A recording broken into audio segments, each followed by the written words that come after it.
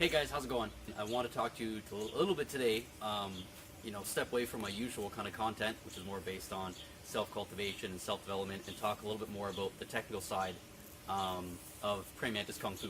So this might speak a little bit more to the mantis community, but even if you're not part of that community, feel free to watch and listen. You might pick up some useful techniques that you might like.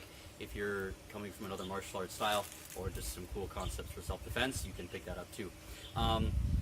What I want to talk about, what's been on my mind, lately, is that when it comes to Mantis Kung Fu, I find it's let people know this, that it is a very practical system for self-defense, compared to a lot of other martial arts, a lot of other Kung Fu systems, I should say, right? It tends to be leaned towards a more practical side. But even then, I find a lot of times practitioners, they try to evolve the style to make it more practical for them.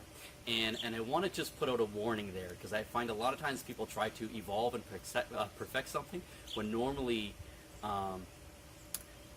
the technique they're studying is actually pretty good on its own if they would just try to understand it. So I want to give you the heads up. Careful not to modify your technique when you might just not have an understanding of the technique in the first place, right?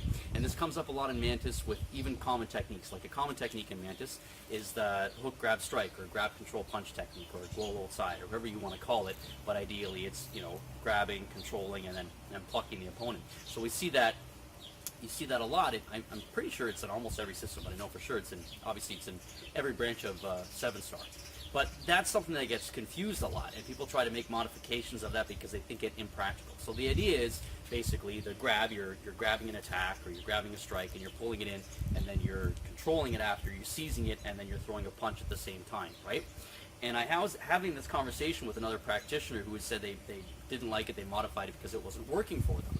And then I tried to figure out what was going on there, and it turned out they just weren't doing it properly. So again, don't modify the technique if it's that you're just not understanding it properly in the first place. So I want to make sure that if you are using this, you are using it properly the way it was intended, okay?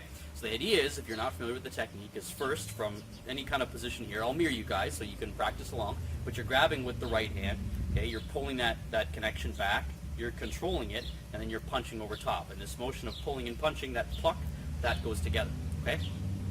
So the argument is this doesn't work because by the time you grab that punch, control, and throw your counter, you're going to get punched with the other hand, which makes sense if you don't understand the technique. So I'm going to call Bree over, and she's going to help me out demonstrate that. Now I know you're going to say, before the comment section goes on about defending yourself against a girl, just take note that Bree is butchier than I am, and she might possibly be butcher than you too. So read that in the comment section. But anyway, so the argument is that when the punch comes in and you're grabbing it and you're controlling it, well, by the time you're doing this and this, the person's going to punch you in the face, right? So the technique doesn't work. But of course, you have to understand, or you'd have to think that when the system was made, 300 years ago or whatever, arguably more or less, they probably understood that concept, that when someone throws a punch over here, they're probably going to throw that punch with the left hand. So you don't need to modify it to be anything, new and revolutionary. You just have to do it right. The idea here is not that you're grabbing the hand in here and getting punched in the face, right? Obviously that's too slow if that punch comes in right away. No one's going to throw one punch and then sit there. They're always going to throw that other punch you got to worry about, okay? But if you do this properly, you won't have to worry about that. You have to remember one of the key principles of Mantis, Grandmaster Chow, and in our lineage anyway, from the Wan Han Fun clan, always emphasized shaking the foundation, okay? Which means if you're going to block something, don't just deflect it, but you have to shake the person's foundation, meaning that you're not doing this here, pulling the hand in, okay? You're doing it here, like this. See? So if you can't see the difference from here, when she throws that punch, if I pull it in here, I deserve to get punched in the face by that left hand. If I do it properly and make the shape here like this, it shakes the foundation, and now she's less likely to be able to throw that punch with the other hand, right? That's the idea.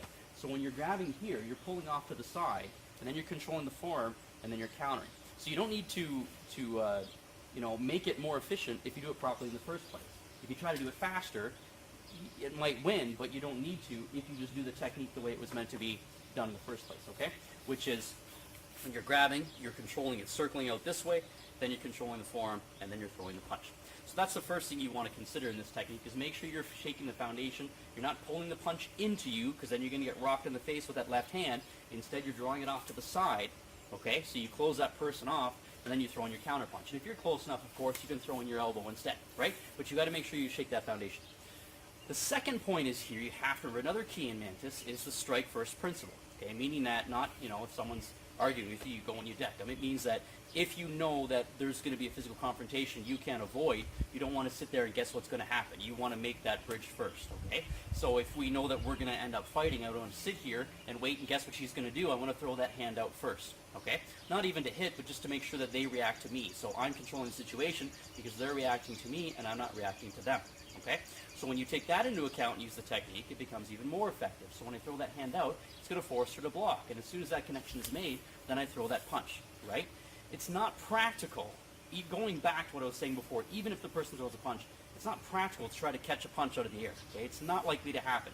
And if you think you're going to be doing that with this technique and trying to speed it up, you kind of have a little bit of a delusion there you want to work on. Okay, the more effective way would be to launch that hand out, get that bridge, that person reacts to you, and then as soon as you get that, then continue all the techniques so you maintain control of the situation.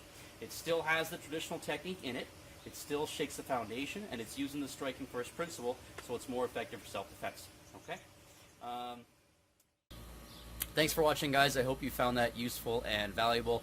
And remember that the message there was, don't be so ready to change a technique if you're not sure, if you're just not really good at the technique or not really understanding it first, right? So make sure you understand it before you step away from it, because it could be that if it's not working for you, there might be something there that you're missing.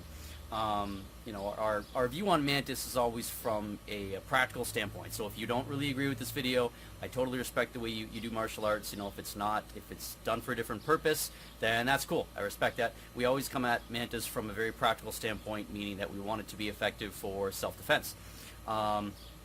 So, like I said, I hope it's useful, but keep in mind that that's our main concern. So if your style is different, then respect to you. Also, please just ask you to be respectful in the comments as well. And also, if you guys like this and you want to try some classes with us, we're offering virtual classes almost every day of the week. I'll put a link in the comment section for this, or a link in the details so you can click on it and join us. Our program, though, a heads up, though, our virtual online program is kind of a holistic Kung Fu program. It doesn't just deal with the martial art.